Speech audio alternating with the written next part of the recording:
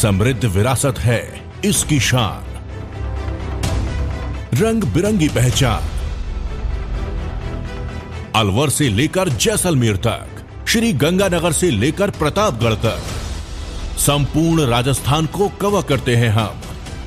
राजस्थान की हर खबर देखते रहिए डीपीके न्यूज पर।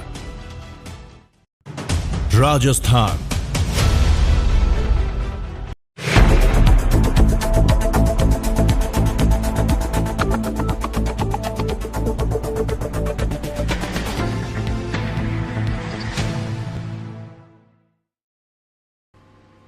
भाजपा मुख्यालय में देर रात तक चली बैठक में केंद्रीय चुनाव समिति ने प्रधानमंत्री की उपस्थिति में 4 घंटे तक लोकसभा चुनाव के उम्मीदवारों के नाम पर गहन विचार विमर्श किया।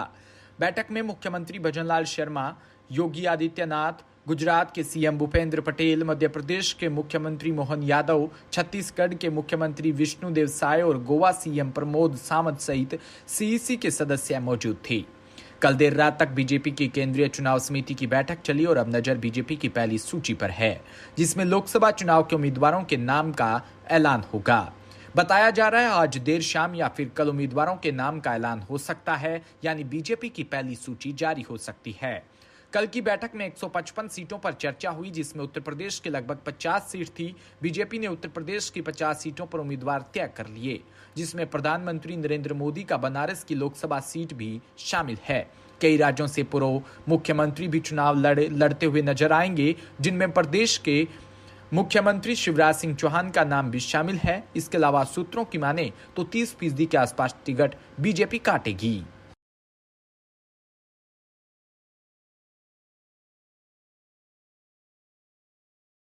जयपुर से खबर, जहां 103 साल की उम्र में हर्निया का ऑपरेशन करवाने वाले मरीज की हिम्मत और डॉक्टर्स के अनुभव की मिसाल पेश करने वाला यह केस अब और खास बन गया। इंटरनल हॉस्पिटल में हुआ यह अनोखा केस अब इंडिया बुक ऑफ रिकॉर्ड में दर्ज हुआ है। शुक्रवार को इंडिया बुक ऑफ रिकॉर्ड्स की अथॉरिटी ने इस केस को सफलतापूर्वक करने वाले हॉस्पिटल के senior general surgeon doctor DS Malik और उनकी टीम को रिकॉर्ड दर्ज करने का सर्टिफिकेट दिया। इस दौरान आयोजित प्रेस कॉन्फ्रेंस में डॉक्टर्स और रिकॉर्ड टीम ने इसके बारे में जानकारी दी। डॉक्टर DS मलिक ने बताया कि मरीज को लंबे समय से हर्निया की समस्या थी, लेकिन उम्र ज्यादा होने से अन्य समस्याओं के कारण वो सर्जरी नहीं करवा रहे थे। कुछ समय पहले उनकी तकलीफ इतनी बढ़ गई कि चलते वक्त भी उन्हें हर्निया को हाथ से सपोर्ट देना पड़ता था। ऐसे में उन्होंने सर्जरी करवाने का निर्णय लिया। इस हाई रिस्क सर्जरी में सीनियर एनेस्थेटिक डॉक्टर मोना बना व उनकी टीम का विशेष योगदान रहा। इस मौके पर इंटरनल हॉस्पिटल की को चेयरपर्सन मंजू शर्मा और CEO डॉक्टर प्राचीश प्रकाश ने कहा कि बढ़ती उम्र के साथ सर्जरी की जटिलताएं भी बढ़ती जा रही है, लेकिन हमारे अनुभवी डॉक्टर्स और विश्व स्तरीय मल्टी स्पेशलिटी बैकअप की बदौलत 103 साल की उम्र में हर्निया का ऑपरेशन सफलतापूर्वक किया है।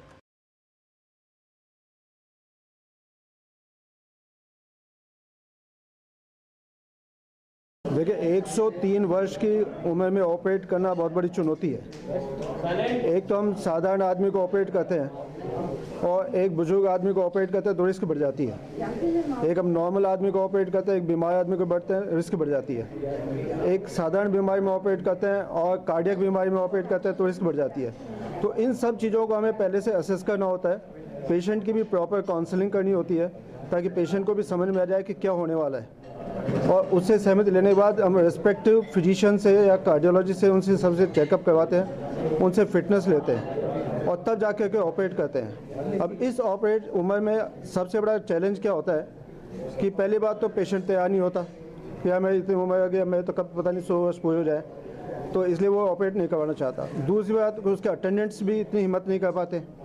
और तीसरा, फिर डॉक्टर भी जो होता है वो भी ये देखता है कि इस उम्र में अपन ऑपरेट करेंगे, मान लो कल को कोई बात हो गई तो सब अपने ऊपर आएगी, तो एकाएक कोई हाथ नहीं रखना चाहता है इस मामले में। तो इसलिए फिर है ना कि इन सब चीज़ों को असेस करते हुए और सारी चीज़ों की सावधानी बरतते हुए फिर हम इसको ऑपरेट करते हैं। बाकी इसका मैसेज प्रैक्टिकली यही जाता है कि इस उम्र में अगर किसी को कोई प्रॉब्लम है और मान लो रियली उसकी क्वालिटी ऑफ लाइफ अगर डिस्टर्ब हो रही है, तो उसे ये भावना अपने छोड़नी चाहिए कि मेरी तो इतनी उम्र हो गई, अब मैं क्या ऑपरेट कराऊंगा।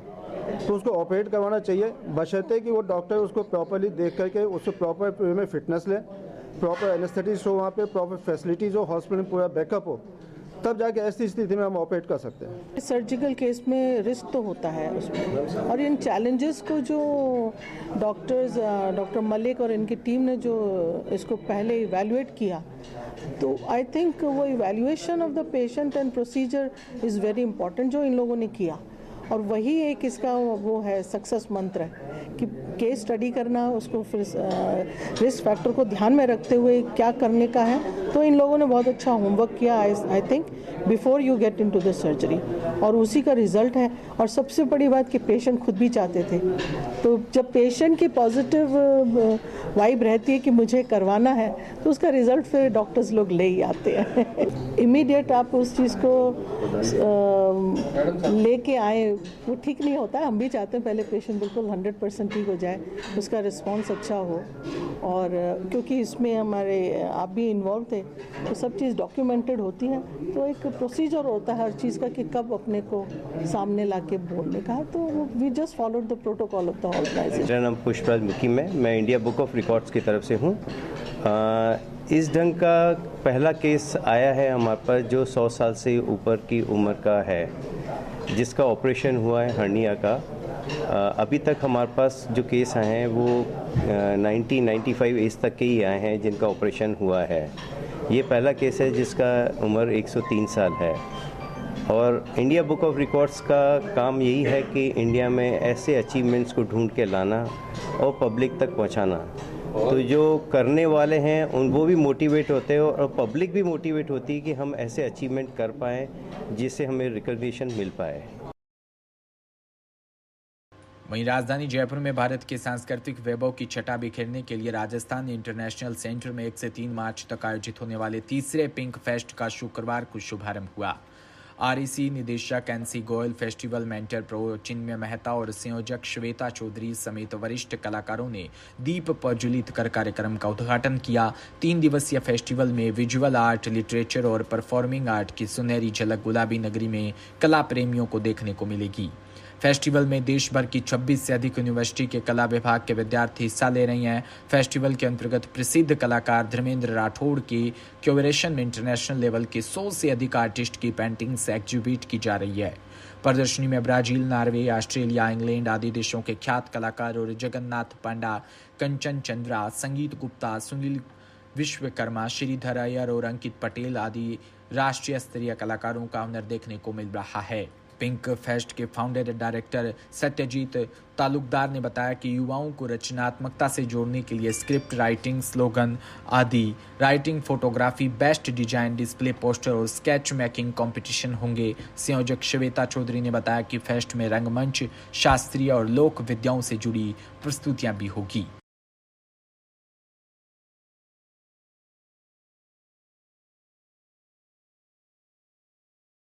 स्टेज दिया जा रहा है, किस प्रकार का प्रोग्राम है? जी सर, ये पिंक फेस्ट है, जयपुर के नाम पर बनाया गया है। कलाकार जो कि सभी तरह की कलाओं से आते हैं, performing arts, art, design, 3D artist, sculpture, painter, dancer, theatre, सभी को यहाँ इकट्ठा किया गया है। ये सीज़न 3 है पिंक फेस्ट का, जहाँ पर सब अपना अपना काम डिस्प्ले करेंगे, आपस में चर्चा करेंगे, आपस में बात करेंगे और बहुत सारी नई चीज़ें सीखेंगे।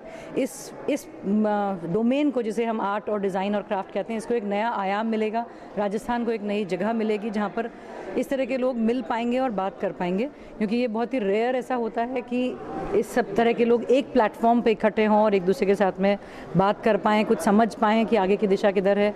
राजस्थान और जयपुर अपनी कलाओं के लिए हमेशा से जाना गया है, चाहे वो आर्ट हो, आर्किटेक्चर हो, स्कल्पचर हो, डांस हो, घराने हो, म्यूज़िक हो, पर हम कभी आज के मौके में इनको भूल जा रहे हैं। तो ये एक अच्छा मौका है जब हम सब मिलकर इनको वापस याद करेंगे। स्टूडेंट जो कि 18 साल से लेकर से हमारे स्टेज पे बैठे हुए डायस पे 60 साल तक के लोग यहाँ पर हैं, और ये चर्चा ज़रूर एक नया रंग लेगी और भारत देश और जयपुर को एक नया आयाम दिलाएगी। तीसरे सीजन की खास क्या रहेगा, क्या सर, तीसरे सीज़न में हमने एक तो कॉलेजेस को ज़्यादा इन्वॉल्व करने की कोशिश करी है, और साथ में थिएटर और परफॉर्मिंग आर्ट्स, ये 2 नए चीज़ें इसमें जोड़ी गई हैं। पिछले 2 साल से हमने आर्ट्स और डिज़ाइनर के साथ स्टार्ट किया था। इस बार परफॉर्मिंग आर्ट्स मतलब क्लासिकल, फोक, डांसर्स, म्यूज़िक, थिएटर और साथ में विजुअल थिएटर, डिजिटल थिएटर जिसको हम बोलते हैं फिल्म एंड टेलीविज़न, उसको भी ऐड किया गया। वो उनका डिस्प्ले भी यहाँ पर होगा। कहना चाहता हूँ कि जिन लोगों ने भी ये विशाल राजस्थान इंटरनेशनल सेंटर बनाया है वो बधाई के पात्र हैं। बहुत सुंदर, बहुत बड़ी जगह है और इसने क्या हमारे आर्टिस्टों को और आर्ट के ऑर्गेनाइजर्स दोनों की जिम्मेदारी बढ़ा दी और इसी वजह से ये प्रोग्राम जब हम लोगों ने सोचा और करने की कोशिश की तो बहुत कठिनाई आई, लेकिन जैसा मैं रिस्पॉन्स देख रहा हूँ, जैसे आर्टिस्टों ने मदद की और सभी लोग मदद कर रहे हैं, तो मेरा हमेशा एक सोचना है कि ऐसे बड़े प्रोग्राम तभी सफल होंगे जब ये सभी की मदद और सहभागिता से आयोजित होंगे। सर, इसमें सरकार का हस्तक्षेप, बहुत सरकारी प्रोग्राम हो? सरकार का कोई हस्तक्षेप नहीं है, बल्कि RIC ने कोलैबोरेट किया हमारे साथ, पर ऐसा कोलैबोरेशन खाली RIC से नहीं मिला, सबसे मिला। All the artist, writers, art historians, everybody is contributing something. मतलब सरकार और कॉरपोरेट तो कर सकते हैं बड़े काम, लेकिन सबसे मिलकर के और सहभागिता से इतना बड़ा प्रोग्राम नहीं हो सकता है। कहने का तात्पर्य सरकार सहयोग करे तो और भी अच्छा प्रोग्राम होगा। नहीं, मेरा ये कहना है कि अब अगर इतनी सबका सहयोग मिले तो हम कभी भी कर सकते हैं और ये जारी रहे, ऐसा सहयोग सभी वर्गों से जारी रहे, तभी ये RIC जैसा बड़ा सेंटर जो है वो आगे एक से बड़े बड़े काम करता रहेगा। थैंक यू सर, बहुत बहुत धन्यवाद। I'm coming from Turkey. I'm from Istanbul. I'm Turkish.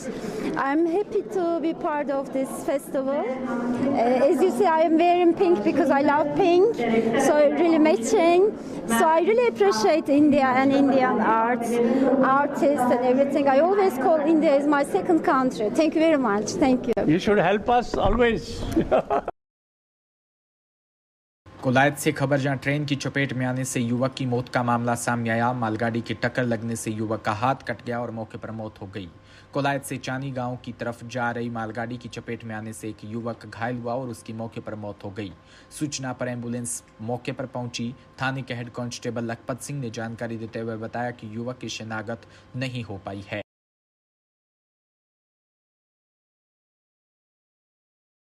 Kolayat से खबर, जहां जिला विधिक सेवा प्राधिकरण बीकानेर के निर्देशानुसार आज न्यायाधीश पूजा सिंह अध्यक्ष तालुक विधिक सेवा प्राधिकरण कोलायत के निर्देशन में पैनल अधिवक्ता अरुण राठौड़ व अधिवक्ता नरेंद्र सिंह शेखावत द्वारा तालुका न्याय क्षेत्र के राजकीय उच्च माध्यमिक विद्यालय कोलायत में राइट टू फूड व विक्टिम कंपनसेशन स्कीम के बारे में जागरूकता शिविर का आयोजन किया।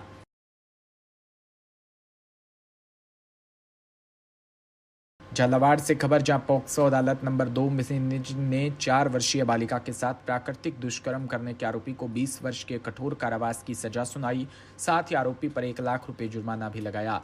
पीड़ित बालिका की पीड़ित प्रतिकर स्कीम के तहत 6 लाख रुपए मुआवजा दिए जाने के भी आदेश दिए। मामले में अधिक जानकारी देते हुए विशिष्ट लोक अभियोजक रामहेतर गुजर ने बताया कि झालावाड़ की पोक्सो अदालत 2 के न्यायाधीश ब्रजेश पवार ने एक फैसला सुनाते हुए झालावाड़ के भवानी मंडी शहर में मांडवी रोड निवासी चंदन को 20 वर्ष के कठोर कारावास और 1 लाख रुपए जुर्माने से दंडित किया है।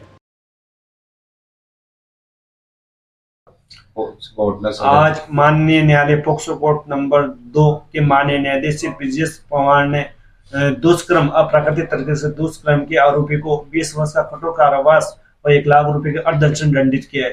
प्रकरण इस प्रकार है कि 19/3/2023 को बालिका घर पे खेल रही थी, बालिका को कमरे में ले जाकर अप्राकृतिक तरीके से दुष्कर्म किया और फिर माननीय न्यायालय में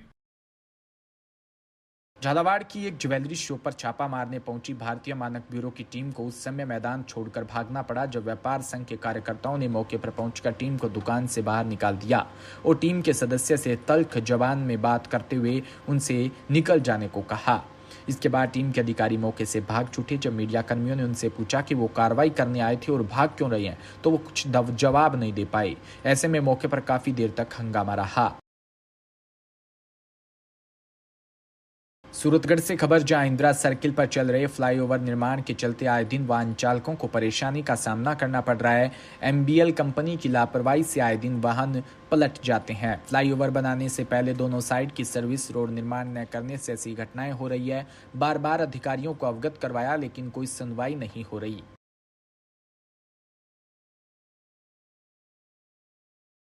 जोधपुर से खबर, जहां जिले के भंवाद गांव में श्री भूमियासा मूल सिंह जी की स्मृति में पशु मेले का आयोजन आगामी 5 मार्च वार मंगलवार से 10 मार्च तक किया जाएगा। आयोजन समिति ने बताया कि मेले में पशुओं का क्रय विक्रय, वाहनों का क्रय विक्रय, डॉलर झूले व साथ में खेल प्रतियोगिता, शूटिंग बॉल और रस्साकसी, मटकी दौड़ और म्यूजिकल चेयर आयोजित किए जाएंगे। मेले की तैयारियों को लेकर आयोजन समिति पुरजोर तैयारियों में जुटी है।